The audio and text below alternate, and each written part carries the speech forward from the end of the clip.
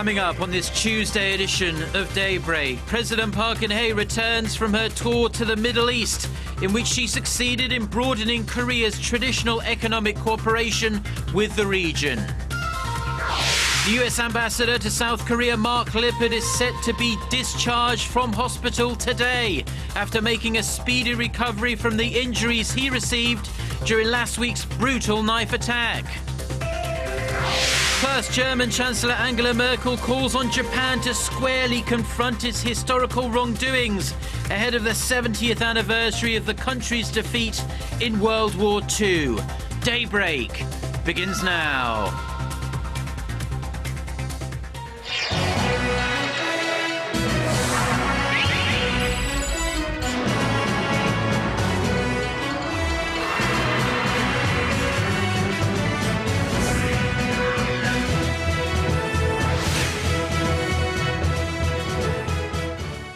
Hello and thanks for joining us, to our viewers around the world. It's 6 a.m. on Tuesday, March 10th here in Seoul. I'm Mark Broome and you're tuned in to Daybreak. We begin with President Park Geun-hye's return from her week-long trip to the Middle East, which took her to Kuwait, Saudi Arabia, the UAE and Qatar. Through her diplomacy, which focused on energy and the creative economy, she came back with prospects for stronger and much more active cooperation with the region. Chae-Yusun starts us off. Speaking to reporters en route to Seoul, President Park said she felt that Korea's vision for revitalizing the economy through greater economic cooperation with the Middle East is being realized. President Park said that one of the biggest achievements from her trip was helping small to mid-sized Korean firms strike business deals in the region's so-called new industries. In fact, one-on-one business sessions in each of the 4 countries, many of which were attended by SMEs, resulted in 44 bilateral agreements totaling $900 million. The agreements expand existing oil and construction-centered cooperation into the fields of nuclear energy, agriculture, healthcare, ICT, and culture. These post-oil era initiatives, the president said, are in line with Seoul's economic innovation plan. Previously energy-focused, these countries have started seeking multi-dimensional development, and that's helped us rediscover the Middle East and encourage the region to once again recognize Korea as an important partner. As for the specific areas of cooperation, the presidential office listed Korea's first export of its creative economy model to Saudi Arabia, a deal between Korea and the UAE to develop Korea's halal industry, and an establishment of a cultural center in Abu Dhabi. The presidential office said dozens of deals were made mainly because Koreans' expertise, credibility, and hardworking style have helped build trust in the region.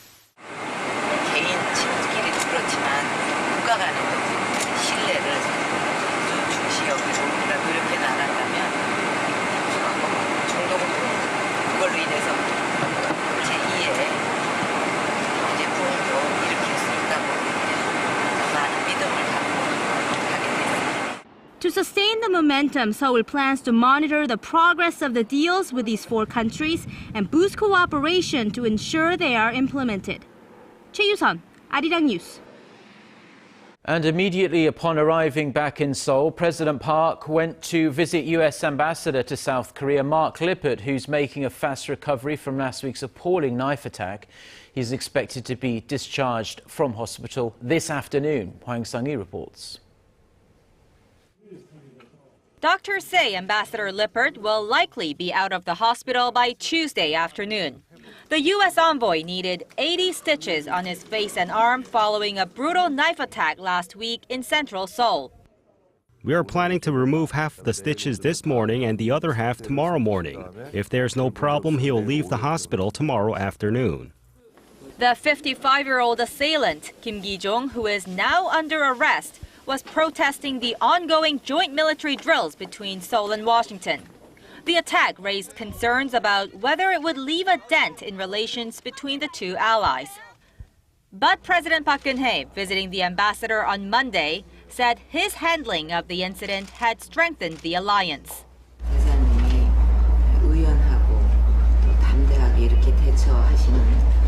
모습을 보고 미국과 한국의 한국의 국민들이 큰 감동을 받았습니다. 오히려 한미 관계가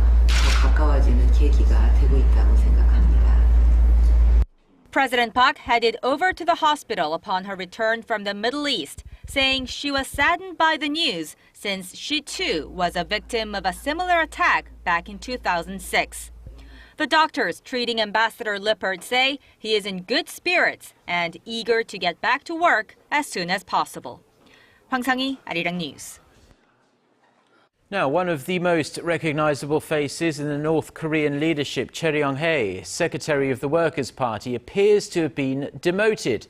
Speculation first arose that Chae had tumbled down the ranks last month when a state media report, Chae's name was mentioned after Hwang Byung-seo, who is the director of the General Political Bureau of the North Korean Army. Chae had been named before Hwang since last October. Now, North Korea experts suggest the army chief has leapfrogged Chae as the regime's second most powerful man. They say North Korean leader Kim Jong-un might be trying to ensure certain figures do not concentrate too much power, and it could also signal that Kim is confident that he has cemented his position. German Chancellor Angela Merkel is on her first official visit to Japan in 7 years. On her first day there, Merkel called on Japan to face up to its wartime atrocities just as Germany did after World War II. Kim Ji-yeon reports.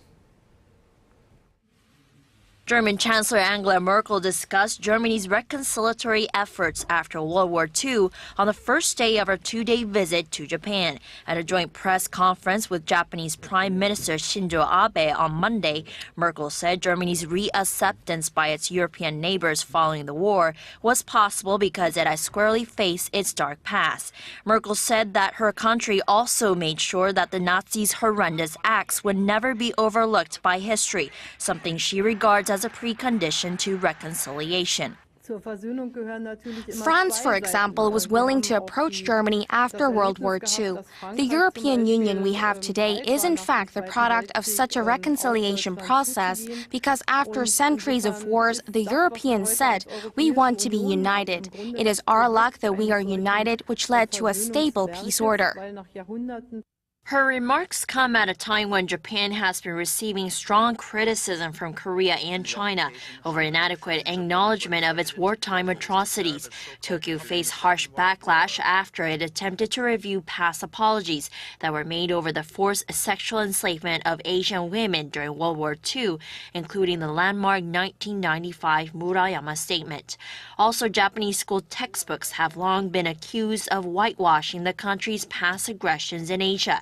Prime Minister Abe is set to issue a statement for the 70th anniversary of Japan's defeat in World War II in August, but there's speculation that it'll try to water down Japan's wartime atrocities. Kim Ji-yeon, Arirang News. A German newspaper has slammed the Japanese government for trying to whitewash the country's wartime atrocities. The centrist daily Frankfurter Allgemeine Zeitung said Japanese Prime Minister Shinzo Abe's attempts to water down Tokyo's past apologies for its aggression in Asia are stifling Japan's economic recovery as it damages Tokyo's exports to China.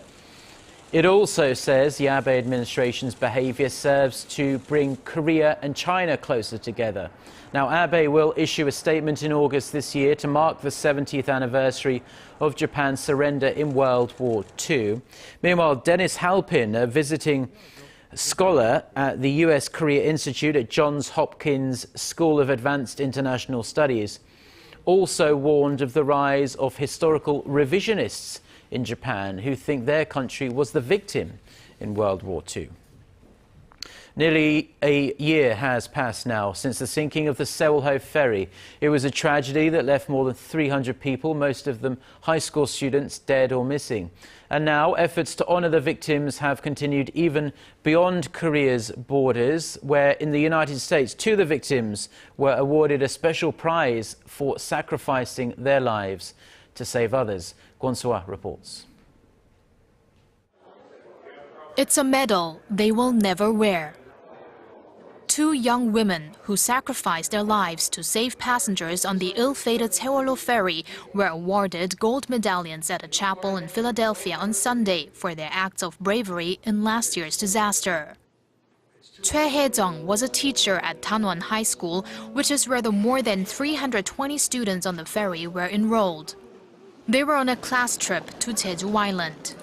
Choi is said to have gone down with the ship to save as many people as possible. Park Ji-young was a member of the crew who reportedly saved around 50 passengers before she died, handing them life vests without leaving one for herself. We will think of the prize as an honor given to us by our children and will live our lives in proud service of society. The Four Chaplains Memorial Foundation is a non-profit established by U.S. President Harry Truman in 1951 in remembrance of 4 chaplains who went down with a torpedoed cruise ship during World War II after saving other passengers and giving up their own life vests. We feel that this act by the 2 young ladies, Ms. Choi and Ms. Park, is directly related to the sacrifice of the 4 chaplains. Former U.S. Presidents Truman, Dwight D. Eisenhower, Jimmy Carter, and Ronald Reagan are also among those who have received the prize for their service to the public. Choi and Park are the first Koreans to be given the award, which now stands as a reminder to people around the world of the sacrifices made on April 16, 2014. Kwon-soa, Arirang News.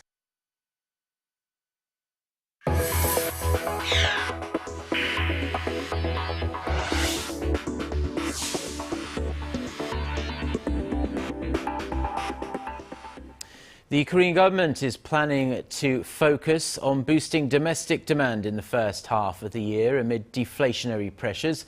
One of the ways it plans to achieve that goal is to inject $9 billion into the economy. Shin Se-min has the details. The government will spend the money in its Economic Revitalization Fund earmarked for the entire year, or roughly $9 billion in the first half of the year. The decision comes amid a growing urgency to help lift the economy out of the doldrums.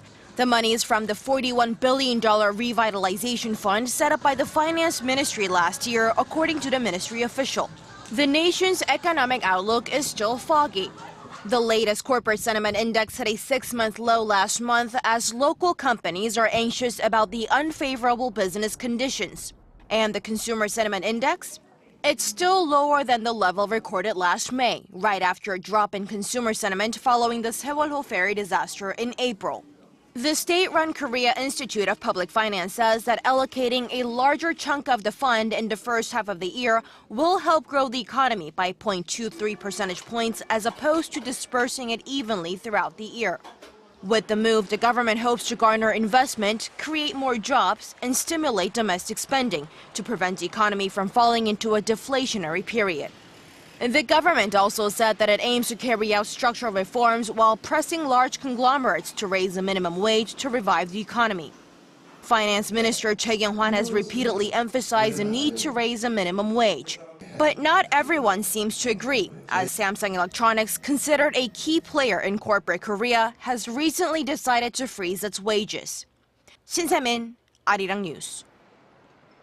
The Korean won dropped to its lowest level in a month on Monday, closing at 1,112 won to the dollar. The drop of 13.4 won from last Friday comes as positive U.S. jobs data for February raised speculation that the Federal Reserve may raise interest rates sooner than expected. Also adding to the won's move, foreign investors in Korea turned into net sellers on Monday. The snap in a recent buying streak put further pressure on the Korean currency. Samsung's latest smartphone, the Galaxy S6, has received relatively good reviews globally after it was unveiled ahead of this year's Mobile World Congress in Spain. But will it be enough to cement Samsung's position as one of the premier players in the market? Our Song Ji-son filed this report from Barcelona. Samsung's distinctive blue and white flags welcomed more than 90,000 visitors to the Korean company's booth at this year's Mobile World Congress in Barcelona. And this year, the spotlight was on Samsung's latest Galaxy S6 smartphone models. With a slimmer design and wireless charging system, the unique look and feel of the phone was what captivated crowds the most. I noticed that it felt different. It's not like the previous Galaxy S smartphones, because Samsung has done a great job with the design of the phone by making the front and the back sides of glass and putting this great metal frame, this very sturdy frame around the device. It's durable, yet it looks amazing. While the Galaxy S6 was grabbing the most attention, a market follower wanted Samsung spectators to drop by its booth too. Just across from Samsung sits Huawei, the world's fourth largest handset maker. As the event's official sponsor, Huawei had the most floor space, and the Chinese company did not waste an inch of it, displaying everything from handsets to Internet of Things devices such as CarPhi, setting up a Wi-Fi environment in a moving car. And we are very happy to see the friends from everywhere visit our booth, have a discussion. Huawei benefit from that, and also Huawei want to share with all the friends what we have in our R&D and our understanding for the future's roadmap.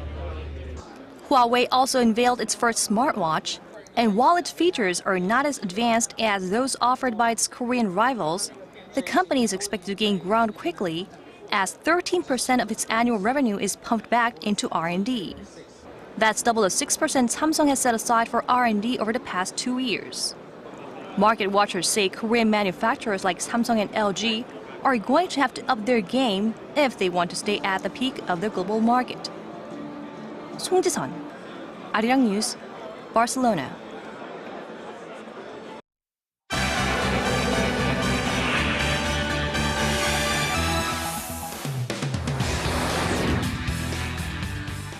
Time now for a look through the global headlines we're following this Tuesday morning. For that, we turn to Eunice Kim, standing by at the News Centre. Good morning, Eunice. And good morning to you, Mark. A group of 9 foreign workers at a Libyan oil field have reportedly been abducted by Islamic State militants. Sources say the extremists launched a raid on the Al Ghani oil field some 700 kilometers southeast of the capital of Tripoli on Friday. In the deadly strike, 8 Libyan guards were said to have been beheaded, with 1 oil worker dying of a heart attack after seeing the decapitation. Authorities from the Philippines confirmed that 4 of their nationals were among the foreign workers kidnapped. Austrian officials said the others were Austrian, Czech, Bangladeshi, and Ghana nationals, with 1 hostage still unidentified. Libya's National Oil Corporation could not immediately confirm the abduction. Libya's military spokesman, however, did warn the Islamic State militants' ultimate goal was to overtake the country's petroleum industry, what he described as the lifeline of the Libyan people. Friday's strike was just one of a series of deadly assaults in recent weeks that forced Libya to declare 11 oil fields non-operational. The European Central Bank has officially kick-started its €1 billion quantitative easing program, with national central banks picking up the debts of their own government. Those with knowledge of the transaction said first-day purchases from at least 5 euro nations were smaller in light of the program's goals. Each member central bank will follow a loose guideline of purchasing bonds in proportion to the capital it contributes to the ECB.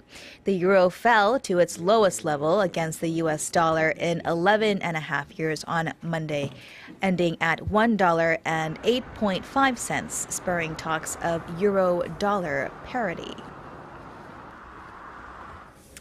And finally, Tim Cook and Company have announced Apple's first wearable device will go on sale starting the 24th of April in the U.S. and other countries. Fans can see the watch 2 weeks earlier at various Apple outlets around the world. A watch collection that will come in 2 sizes and 3 styles, ranging in cost from $349 to more than $10,000. The watch will, however, require an iPhone 5 or newer to pair with.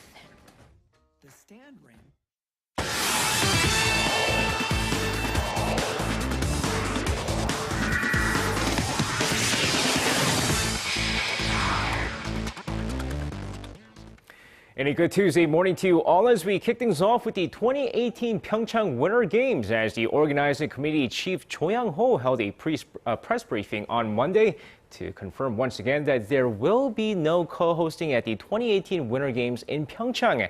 At the press briefing, Cho Yang-ho made firm statements about the plans for Pyeongchang, stating that there's absolutely no consideration for co-hosting the event and that only a natural disaster would change the plans of Pyeongchang co-hosting the event with another city. Now, he added that it would make little economic sense to share the Olympics and that the IOC doesn't have any concern over the current status of the preparations. Now, the Korean national football team head coach Uli Stülke has always been a well-planned manager and got things done in a timely manner. And with the 61-year-old releasing the date for his new national team roster announcement on Monday, it's time to wonder who he's going to choose next. Now, with the head coach Uli Stülke announcing that he'll release his fourth national team roster on the 17th of this month, everyone's wondering who he'll choose this time, as many expect him to choose another hidden gem like Lee Jung-hyup. Now, after making his decision on the 17th, the national team will face off against Uzbekistan on the 27th, followed by New Zealand on the 31st. Now, after the Changwon LG Sakers took Game 1 from the Goyang Orions, it was time for the Seoul SK Knights and the Incheon ET-Land Elephants to duke it out in Game 1 of the best-of-5 KBL series on Monday.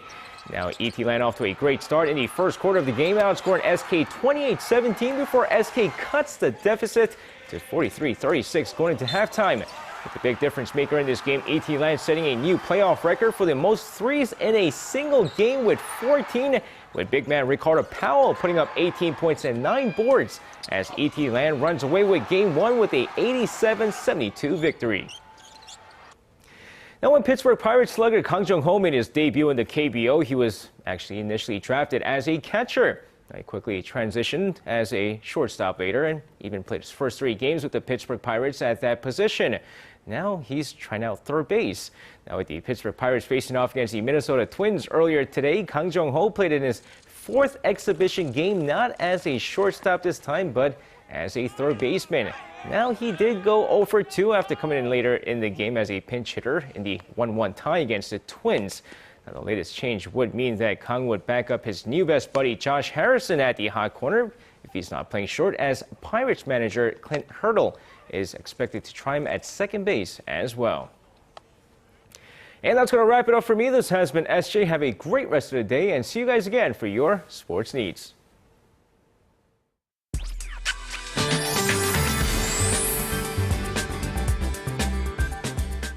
Good morning, I'm Lee Ji-yeon here with your latest weather updates. A brutal cold is back, blasting the whole nation. Cold wave watch is in place for the most parts of the peninsula, and winds are bringing down the sensory temperatures to 5 to 6 degrees lower than extra temperatures, dropping to below and near -10 this morning. So be sure to dress extra warmly before heading out today. But when the temperatures are very cold, the skies are very clear. Mostly to partly sunny skies are in store for most of the peninsula throughout the day today. And on that note, let's take a closer look at the readings for today. So the morning low here in Seoul is kicking off at -7, but again, it's way colder than that. And the daytime high will only rise to 1, and Daegu and Gwangju peak at 4 and 2, and Busan will hike up to 6 this afternoon. Now let's see how other regions are looking. Jeju and Daejeon should see a high of 3 and 2, and Dokdo only rises to -1 this afternoon. Well, that's all for Korea. Be sure to bundle up before heading out today. And let's take a look at the international weather for viewers around the world.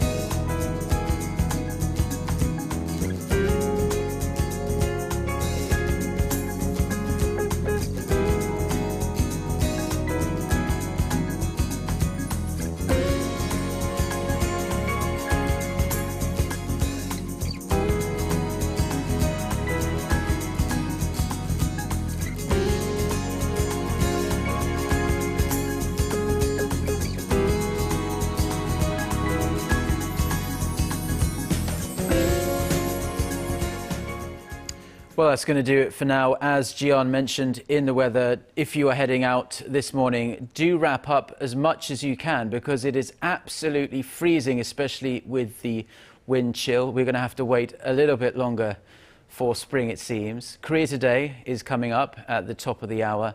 Looking forward to another fun-filled show there. Have a wonderful day. Goodbye.